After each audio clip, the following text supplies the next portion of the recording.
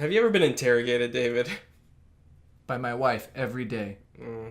No, I'm just kidding. No. Love you, baby. I never call her baby. Police have never like pulled you to the side of a road and like. I mean, I've been pulled over a couple of times, but I kind of been interrogated a little bit. We can talk about it in a minute. But I want to talk about in Indonesia. All right, got a little news story for you. okay. I just don't know how we went from you getting interrogated by police to Indonesia, but I'm sure it all makes sense in a second. Well, Yeah. it'll make a little sense, some sense. So the Indonesian police have publicly apologized for using a snake in their interrogation. Apparently, they draped a live snake. I'm not sure exactly what kind of snake, but around the neck of this alleged criminal as an interrogation tactic. And it makes me think, and then I don't have much more to the story there. It's just like a blip. You know, I have my feed that lets me know of interesting news around the world. You mean from your sources, right? From my sources and my fan, and you know we get tips on things. And this was of just like 2 sentences. Indonesian police apologize for draping live snake around interrogation victim. Okay, but it made me think. Yeah, I don't know if this guy sang like a bird. Animal puns. That means that if he gave up all the information. Thank you. For those who aren't familiar with 1940s buddy cop lingo. Yeah, she, yeah. Yeah, he's going like a bird. Yeah, like a little birdie. You're swimming with the fishes, see? Yeah, see? Yeah. That's all I got. That's yeah, reporter yeah. voice more than cop voice. What you were doing or what I was doing? I don't know. And so, question. Yeah. If you were interrogated, like I tried to think about this. Yeah. What would get me to confess or to give up the info, right? Like there are things I don't think a snake would get me to like, and this is like you've got some highly sensitive intel, okay? Like that if you tell either you're at risk or you lose out on a big opportunity or it's like there's some damage to you, like you really don't want to confess, okay? And so what would be that thing that you just couldn't handle? It'd probably be tickling my feet. Tickling your feet? Yeah. You'd give up. I cannot handle it. You'd give up like national security secrets? I may. I'd hold out for 5 seconds. Maybe 10. Would there be crazy amounts of giggling before the confession? Yes. All right. So I got a pedicure once and the lady administering the nice lady originally from Vietnam. I'm not going to say all of them are from Vietnam because obviously that's not true. They're very good at what they do. Are you saying specifically the ones from Vietnam or all pedicurists? I've never been to a bad pedicurist. I've also never been to a pedicurist who's not Vietnamese. Okay. How many pedicurists have you been to? Probably 5. You've been to 5 different pedicurists. At least. Okay. And so how many? Okay. Yeah. Okay. But stop everything. There's a portion of the pedicure where there's a light tickle on. Stop everything. Extreme giggling. You said you had one pedicure. And now you're telling me you've been to 5 different pedicurists? Pedicures? I'm saying like the first pedicure I ever had. Okay. Yeah. You're switching your story up here, Montague. Should I tickle your feet to get the real information out of you? Yeah, yeah. Okay. But this first pedicure, I almost had to stop it because I could not handle the light tickle on the bottom of my foot. I almost kicked this poor lady in the face. I almost did.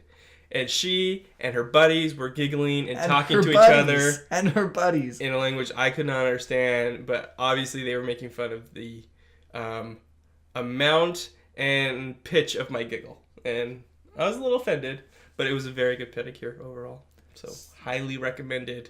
Don't know her name or where she works, but... Or the name of the place? Yeah, but she's a lady, and she's from Vietnam. So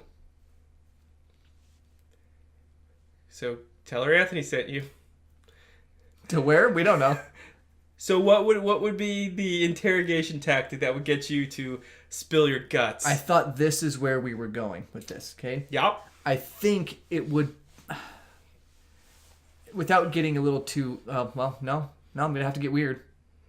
No, I'm not. No, I'm not. Don't have to get weird. Okay. Our previous sound check and equipment check You got a don't little have too to. weird. You don't have to bring it up. I don't want to. That's not what I'm talking about. Although that could be pretty torturous. What I'm thinking, it would be something to do with not my body, but my mind. Like there would be torture of my mind. Yeah. Like playing the same high pitch over and over and over again or something like that, like sleep deprivation and that kind of stuff. I think that's what would do it for me. So it would take a long time. Mm-hmm. Okay, so for you, it's more of the psychological. Okay, for me, it's more of the physical. Like tickling of feet. Like, yes. Like, you've got your, hanging from your wrists. You've got Chinese water torture or waterboarding.